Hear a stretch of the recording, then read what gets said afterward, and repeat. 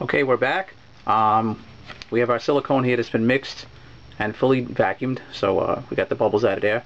And what we're going to do is we're going to begin pouring some of the molds here, as we can't do them all at one time.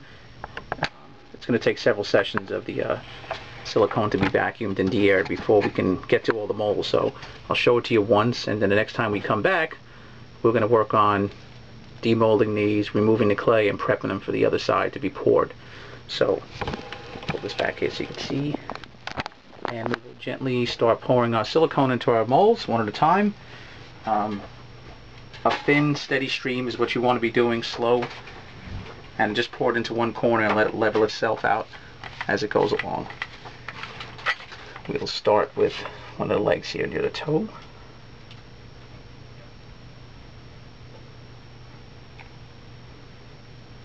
It's very important that you take your time, be patient.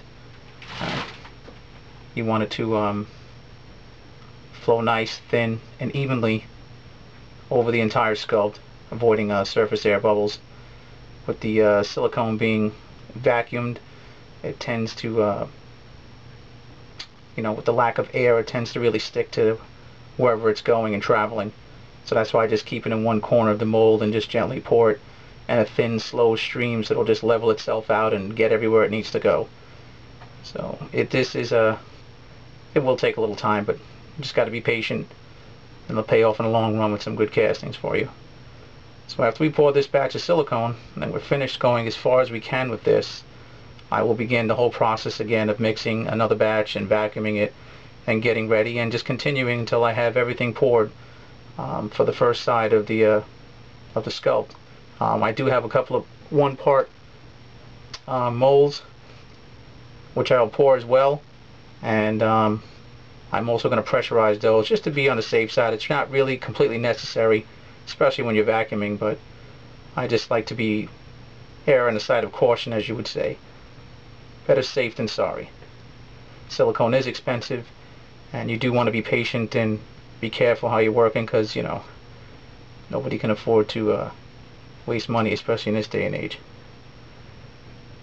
So we're getting close now, and we'll have some more silicone left, so we'll get a couple of more of these done before I have to mix another batch.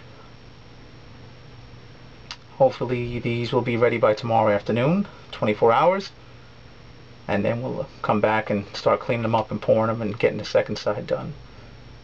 The silicone I use is GI 1000 from Silicones Inc.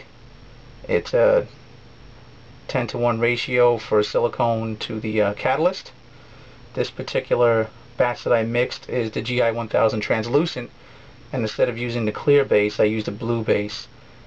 I find it, even though the formulation isn't that much different, actually they say it's not very different at all, I just find the translucent to be a little bit on the softer side as opposed to the regular GI 1000, and I prefer it this way. But the next batch I'll be using the standard GI 1000 with the blue activator, and it won't make a difference. They stick to each other, and they'll be fine. So this is just about where I want it to be. You want to cover the complete sculpt that you're pouring, and you want to go a bit more to give it about a 1/4 inch, at least a 1/4 inch space above it, because you have to accommodate, you have to take into consideration the pressure that's going to be involved when you go to do the castings. And you don't want those walls too thin, because then you get kind of warped parts. You want to avoid that, so don't skimp on your silicone. Just be smart about it. Okay, that's that one done. And now we'll move on to the mohawk here, which is a little closer to the camera, you'll be able to see.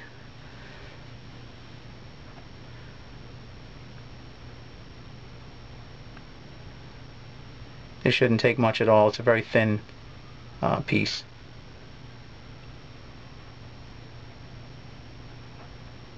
And next after this, we'll move on to the head.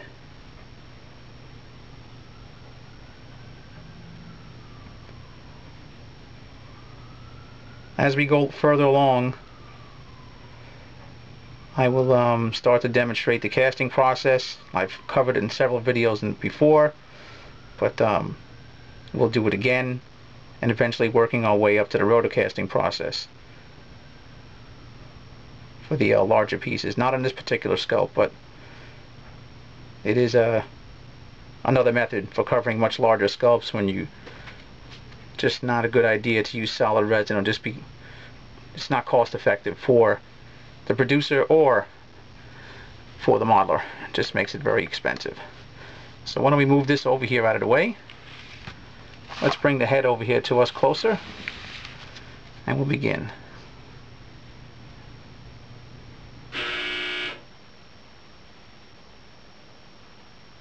Okay, nice and easy.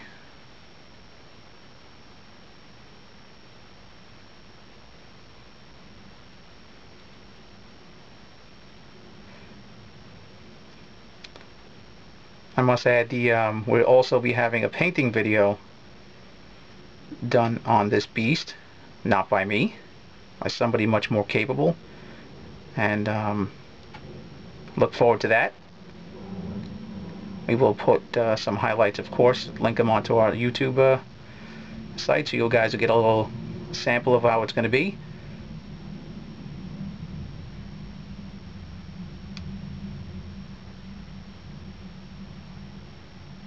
And he'll be covering, the painter will be painting it both ways, with and without the mohawk, for those who want a bit more traditional Sasquatch.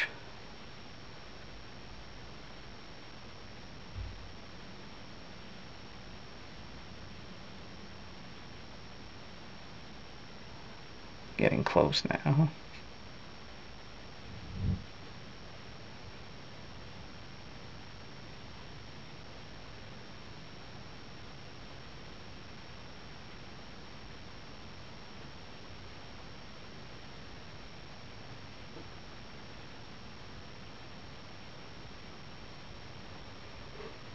Okay.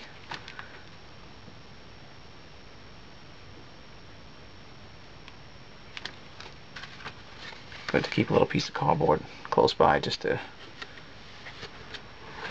Alright.